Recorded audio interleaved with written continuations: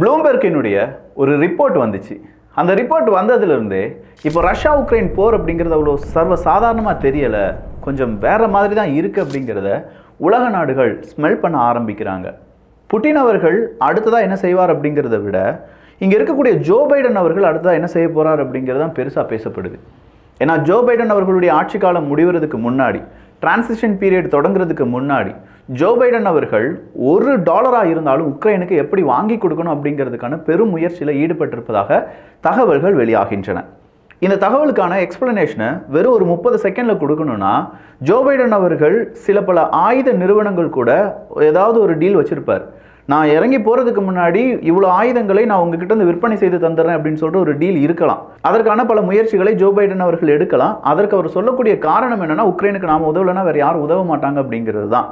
But இப்போ கடைசியாக Joe Biden அவர்கள் எடுத்திருக்கக்கூடிய ஒரு முயற்சி என்ன அப்படின்னா, லாங் ரேஞ்ச் வெப்பன்ஸ், அமெரிக்காவில் இல்லாட்டி அமெரிக்கா கொடுக்கக்கூடிய வெப்பன்ஸை நீ ரஷ்யாவுக்குள்ளே போய் டீப் ஸ்ட்ரைக் பண்ணுறதுக்கு யூஸ் பண்ணலாம் அப்படிங்கிற ஒரு தகவல் தான்.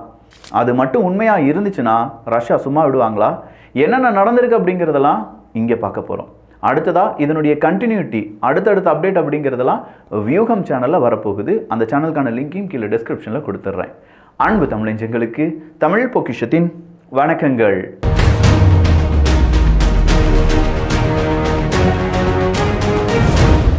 இது ஒரு ஃபயர் அப்டேட்டா அப்படின்னு பார்த்தா இது ஃபயர் அப்டேட் கிடையாது. பட் ஃபயர் அப்டேட் வருவதற்கான தருணம் இருக்கக்கூடிய ஒரு முக்கியமான வீடியோ அப்படிங்கிறதுனால தான் இந்த பதிவு தமிழ் பொக்கிஷத்தில் வந்திருக்கு.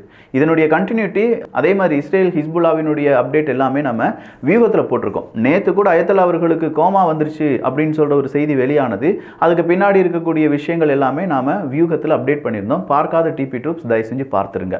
சரி, இப்போ வந்திருக்கக்கூடிய தகவல் என்ன அப்படின்னா, ப்ளூம்பெர்க் கொடுத்திருக்கக்கூடிய ரிப்போர்ட்டில் வடகொரியா அவங்களுடைய 1 லட்சம் ராணுவ வீரர்களை ரஷ்யாவுக்கு ஆதரவாக களமிறக்க ரெடி ஆகிட்டு இருக்காங்க அப்படிங்கிறது தான். என்னையா 1 லட்சம் ராணுவ வீரர்களா? ஆல்ரெடி 1000 10,000 சொல்லிட்டு இருந்தாங்க. அது அமெரிக்காவும் ஆமாம் அவங்க வந்திருக்காங்க அப்படின்னு சொன்னாங்க.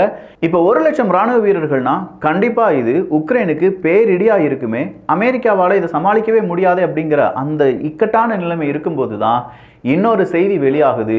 உக்ரைனுக்கான லாங் ரேஞ்ச் வெப்பன் அனுமதியை அமெரிக்கா கொடுக்க போகிறாங்க. ஜோ பைடன் அவர்கள் இவ்வளோ நாள் ரெஸ்ட்ரிக்ட் பண்ணியிருந்தார். லாங் ரேஞ்ச் வெப்பன் வேண்டாம் உனக்கு, நீ பாட்டுக்கு டீப் ஸ்ட்ரைக் பண்ணிடுவ, ரஷ்யாவுக்குள்ளே போய் அடிச்சிருவேன், அதன் பிறகு ரஷ்யாவுக்கு எதிராக நாங்கள் தான் போர் தொடுத்துட்டோம் அப்படின்னு சொல்லி ரஷ்யா அறிவிப்பாங்க. இதனால் ஒரு பெரிய வேர்ல்டு வரை வர்றதுக்கான வாய்ப்புகள் இருக்குது, எந்த நாடு கொடுக்கக்கூடிய லாங் ரேஞ்ச் வெப்பனை நீ பயன்படுத்தக்கூடாதுன்னு சொல்லியிருந்தாங்க. லாஸ்ட்டாக கர்ஸ்க் அப்படிங்கிற பகுதியில் கூட ஆயுதங்களை அவங்க பெரிய அளவில் மிசைல்ஸ் அனுப்பலை, மனிதர்களை தான் அனுப்பியிருப்பாங்க. அப்போ உக்ரைனுடைய ராணுவ வீரர்கள் தான் கர்ஸ்க் இல்லாட்டி ரஷ்யாவினுடைய பகுதிக்கு சென்றார்களே தவிர உக்ரைனுடைய ஒரு ஆயுதமோ நாட்டோவினுடைய ஆயுதமோ உக்ரைன்லேருந்து ரஷ்யாவுக்குள்ளே போகலை. அப்போ இவ்வளோ நாள் ரெஸ்ட்ரிக்ட் பண்ண இந்த விஷயத்தை திடீர்னு பிரேக் பண்ணுறாரு ஜோ பைடன் அவர்கள் அப்படின்னு சொல்லும்போது அவர்கிட்ட வேறு ஆப்ஷன் கிடையாது. அப்போ உக்ரைன் இந்த மாதிரியான லாங் ரேஞ்ச் வெப்பனை யூஸ் பண்ணாங்கன்னா அது எங்களுடைய பொறுமையை இல்லாட்டி எங்களுடைய ரெட் லைன் அப்படிங்கிறத மிகப்பெரிய அளவில் பிரேக் பண்ணதாக இருக்கும். நாங்களும் அதற்கு எதிர்வினை ஆற்றுவோம் அப்படின்னு சொல்லி ரஷ்யாவின் பக்கம் இருந்து அதற்கான எதிர்ப்புகள் இப்போவே வர தொடங்கிருச்சு.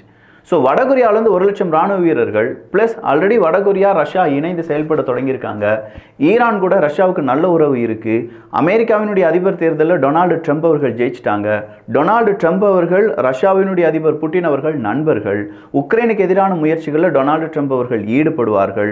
டொனால்டு ட்ரம்ப் அவர்கள் வந்ததுனால நாட்டோவினுடைய பாலிசி ட்ரம்ப் ப்ரூஃப் பாலிசியாக மாற்றப்பட வேண்டும் அப்படின்னு சொல்கிற அந்த முயற்சிகள் இதெல்லாம் சுற்றி வளைச்சி கனெக்ட் த டாட்ஸ் அப்படிங்கிறத பார்த்தோம்னா கண்டிப்பாக உக்ரைனுக்கான உதவிகளை இப்போதே ஜோ பைடன் அவர்கள் செய்தாக வேண்டும். இன்னைக்கு G20 மீட்டிங் அப்படிங்கிறதுக்கான முக்கிய ஒரு மீட்டிங், ஒரு சப் மீட்டிங் அப்படின்னு சொல்லலாம். அந்த மீட்டிங் நடைபெற போகுது. அதற்கான அந்த சப்ஜெக்டில் மெயின் சப்ஜெக்டே உக்ரைனுக்கான உதவிகள் பற்றி தான் நாங்கள் பேச போகிறோம்.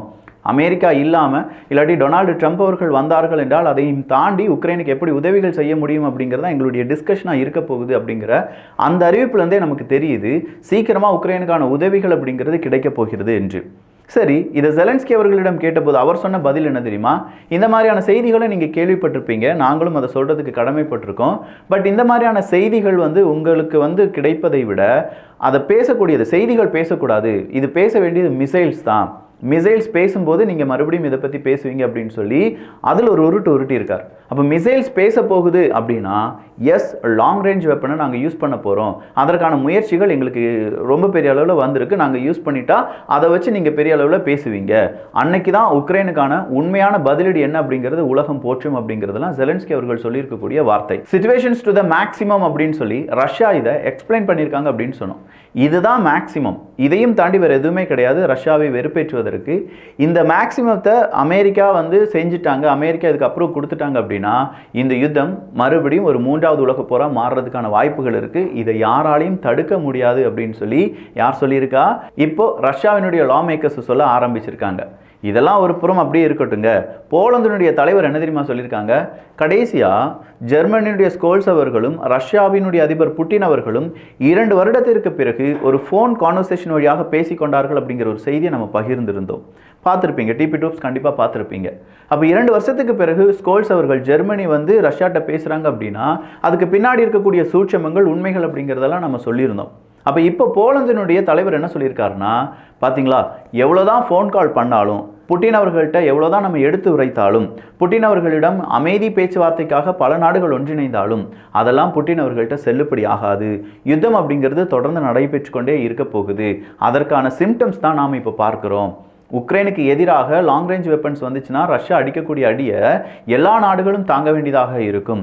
அதனால் இனிமே ரஷ்யாட்ட போய் அமைதி பேச்சுவார்த்தை நடத்துவதற்கு பதிலாக உக்ரைனை எப்படி ஸ்ட்ராங் பண்ணலாம், உக்ரைனுடைய பலத்தை எப்படி 2 மடங்கு ஆக்கலாம் அப்படிங்கிறது தான் நம்ம யோசிக்க வேண்டும் அப்படின்னு சொல்லி போலந்தினுடைய பிரைம் மினிஸ்டர் அவருடைய கருத்தை தெரிவித்திருக்கிறார். அப்போ இந்த கருத்து எப்படி இருக்கு? அமைதி பேச்சுவார்த்தையெல்லாம் தேவையில்லை, ரஷ்யா அடிக்க போகிறாங்க, நாம் எல்லாரும் ஒன்றிணைவோம் அப்படிங்கிறது தான். யூகேனுடைய தலைவரும் சொல்லியிருக்காரு. யூகேனுடைய பிரைம் மினிஸ்டரும் இன்னைக்கு ஒரு அறிவிப்பை கொடுத்துருக்காங்க. உக்ரைனுக்கான உதவிகளை நாங்கள் மிகப்பெரிய அளவில் ஸ்டார்ட் பண்ண போகிறோம். எகெயின் அண்ட் எகெயின் நாங்கள் அவருக்கான அந்த உக்ரைனுக்கான ஜெலன்ஸ்கிக்கான உதவிகளை எப்படி மேம்படுத்துவது அப்படிங்கிறதுக்கான யோசனையில் இருக்கும் அப்படின்னு சொன்னாங்க. நேற்று தான் ஜப்பான் ஒரு 3 பில்லியனோ 6 பில்லியன் அமெரிக்க டாலரோ நாங்கள் உக்ரைனுக்கு கொடுக்குறோம் அப்படின்னு சொன்னாங்க. அதுவும் ரஷ்யாவினுடைய அசட்ஸை ஃப்ரீஸ் பண்ணியிருப்பாங்கல்ல, அதுலேருந்து கிடைக்கக்கூடிய தொகை தான் நாங்கள் இந்த ஒரு 3 பில்லியன் அமெரிக்க டாலரை கொடுக்குறோம் அப்படின்னு சொல்லி ஜப்பான் அரசாங்கம் கூறியிருந்தார்கள். அப்போ இது எல்லாமே ஒரே புள்ளியில் இணைகிறது. ஒரே ஒரு புள்ளினா கண்டிப்பாக ரஷ்யாவுக்கு எதிராக எல்லாரையும் ஒன்றிணைப்பது. இன்னைக்கான G20 மீட்டிங், லாங் ரேஞ்ச் வெப்பன்ஸ்க்கான அறிவுறுத்தல், அடுத்ததாக ஜோ பைடன் அவர்கள் பக்காவாக திட்டம் போடுறது, ஜெலன்ஸ்கி அவர்கள் மிசைல் தான் பேசும் அப்படிங்கிற வார்த்தையை சொன்னது, ரஷ்யாவுக்கு எதிராக இருக்கக்கூடிய நாடுகள் ஒன்றிணைந்து வடகொரியா மற்றும் ஈரானுக்கு எதிரான கண்டனங்களையும் பொருளாதார தடையும் மறுபடியும் அதிகப்படுத்துவது இப்படின்னு சொல்லி ரஷ்யா உக்ரைன் போரில் ஒரு பெரிய ட்விஸ்ட் நிகழ்வதற்கான அந்த தருணம் இந்த தருணம் தான். இந்த தருணத்தை யாரால் இனி தவிர்க்க முடியும் அப்படின்னு கேட்டிங்கன்னா ஒரே ஒரு மனுஷனால தான் முடியும், அது டொனால்டு ட்ரம்ப்பால். டொனால்டு ட்ரம்ப் அவர்கள் இப்போ உருவாகிக்கு இருக்கக்கூடிய இந்த கூட்டணியையும் இந்த கூட்டு சதியையும் டொனால்டு ட்ரம்ப் அவர்கள் ஒரு வார்த்தையில் முடித்து வைப்பார். ரஷ்யா உக்ரைன் போரில் உக்ரைனுக்கான உதவிகள் இனி அமெரிக்காவிடம் இருந்து இல்லை அப்படிங்கிற அந்த ஒற்றை வார்த்தையில் ஒட்டுமொத்தமான உலக அரசியலும் மாறுவதற்கான வாய்ப்புகள் இருக்குது. பட் அதை சொல்வாரா, இல்லை டொனால்டு ட்ரம்ப் அவர்களுக்கும் எக்ஸ்டர்னலாக இருந்து ஒரு ப்ரெஷர் அப்படிங்கிறது கிடைக்குமா அப்படிங்கிறதெல்லாம் பொறுத்திருந்து பார்க்கலாம். அப்போ நீங்கள் என்ன சொல்கிறீங்க? உக்ரைன் லாங் ரேஞ்ச் வெப்பனை யூஸ் பண்ணிட்டாங்கன்னா, அதுவும் ரஷ்யாவுக்குள்ளே போய் உக்ரைன்லேருந்து ஏவப்பட்ட ஒரு வெப்பன் விழுந்துருச்சுன்னா அந்த வெப்பனை மேனுஃபேக்சர் பண்ணது எய்தர் ஜெர்மனியாக இருக்கலாம், அப்படி இல்லைனா ஐரோப்பிய ஒன்றியத்தில் ஏதாவது ஒரு நாடுகளாக இருக்கலாம், இல்லாட்டினா யூகேவாக இருக்கலாம், இல்லை அமெரிக்காவாக இருக்கலாம். இதை ரஷ்யா எப்படி எதிர்கொள்வார்கள்? ரஷ்யா இவங்களுக்கு எதிராக போர் பிரகடனம் அப்படிங்கிறத செய்வார்களா? உங்களுடைய கருத்துக்கள், உங்களுடைய கமெண்ட்ஸ் இங்கே வரவேற்கப்படுகின்றன. எல்லோரும் தமிழ் பட்சத்தில் இணைந்திருங்கள். நல்லதை பகிர்ந்து நல்ல சமுதாயத்தை உருவாக்குவோம். நன்றி, வணக்கம்.